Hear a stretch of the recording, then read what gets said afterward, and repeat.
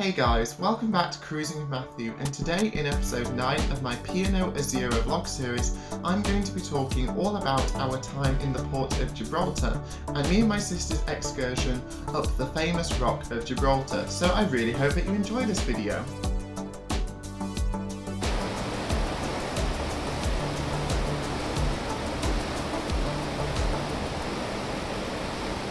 So I woke up about an hour earlier than my family because I wanted to see Azura's approach into Gibraltar, and I am so thankful that I did this because I ran up onto the top deck in my favourite position on top of the planet bar, and what a view I got, as the sun was just starting to rise with the Rock of Gibraltar dramatically silhouetted. And although the statement, "this view took my breath away," is something that is said really often, this is exactly what happened, and I almost found it quite emotional because there was no one else on deck, and as the sun continued to rise you got more and more beautiful colours added to the horizon, and I'm so glad that I got up early to see this. So I'd recommend to anyone that you do this, even if it means that you have to drag yourself out of bed like I had to. So I very much spent probably the next hour running up and down between Azura's planet bar and also the promenade deck to get as many pictures as possible, and I felt very privileged to be able to experience this fantastic view. And because it was so early in the morning, it really felt like I had the ship to myself, so this is probably one of the biggest highlights of this cruise. So after finding my family, me and my sister had a quick bite to eat before we made our way down for our second guided excursion of the cruise. Now this was only going to be for half a day because Azura was going to leave early that afternoon, but I'd always wanted to explore the Rock of Gibraltar, and sometimes Gibraltar can get a bad reputation for cruisers, as sometimes it's seen as a stop-off point to get British branded goods at cheaper prices. There's a huge amount of history and I really wanted to learn that. Now our tour guide was proud to be both a Gibraltarian and also a member of Britain, and I've never met someone so patriotic, and it really, throughout the course of this tour, made me proud to be British. So the start of our tour included a cable car ride up to the top of the rock, and judging from the height of this cable car, I was very glad that we didn't need to go up on foot. And once we got to the top, we were greeted to some fantastic views over the Straits of Gibraltar, and if you look really carefully you can just see Azura looking for once exceptionally tiny against the backdrop of the Straits of Gibraltar.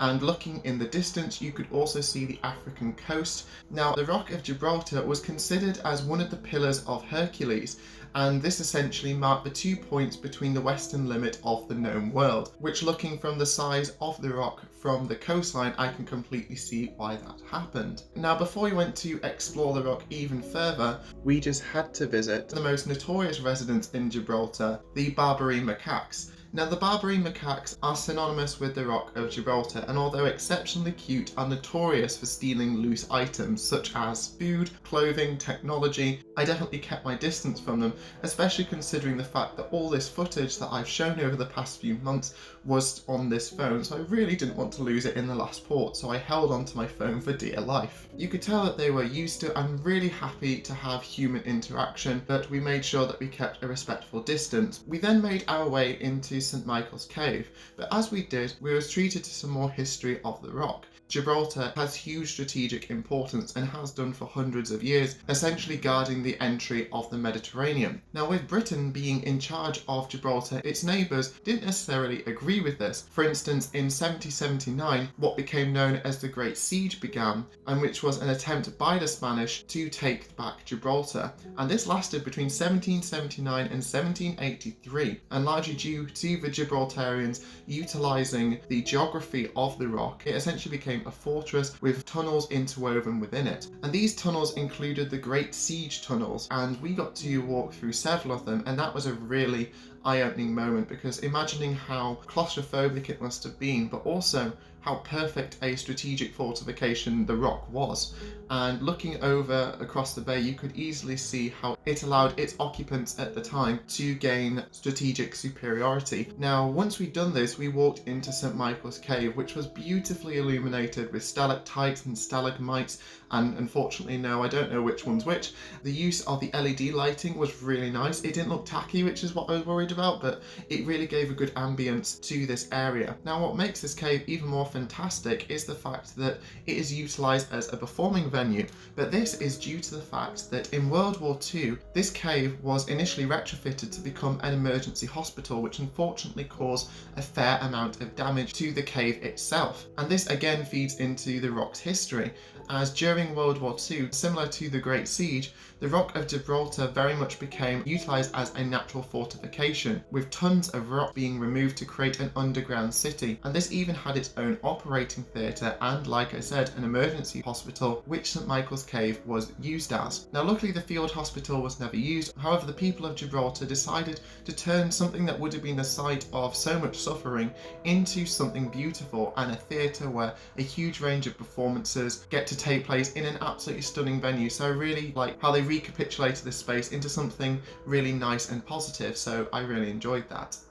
And just like that, it was time to make our way back to Azura, and I really got a sense of how proud the people of Gibraltar are to be British, and made me feel very privileged to also be British as well, which was something I wasn't expecting, but and definitely showcased to me and hopefully to you guys that Gibraltar isn't just an excuse to get some cheap booze, and definitely something that I would recommend. So as we got back on board Azura and prepared ourselves for the Sailaway, I noticed that we were also joined by a much smaller Windstar cruise ship known as Windsurf. You don't often get to see a masted ship on your travel, so this was really cool to see. However, we were all super excited to see the Great British Sailaway, which unfortunately has been discontinued, but it featured a huge variety of patriotic songs, waving of flags, and people really getting into the spirit of things, which I absolutely loved, and captured how much fun everyone had on this cruise, and scenes which unfortunately I can't even comprehend at the moment with social distancing. What made it even better was the fact that as Azura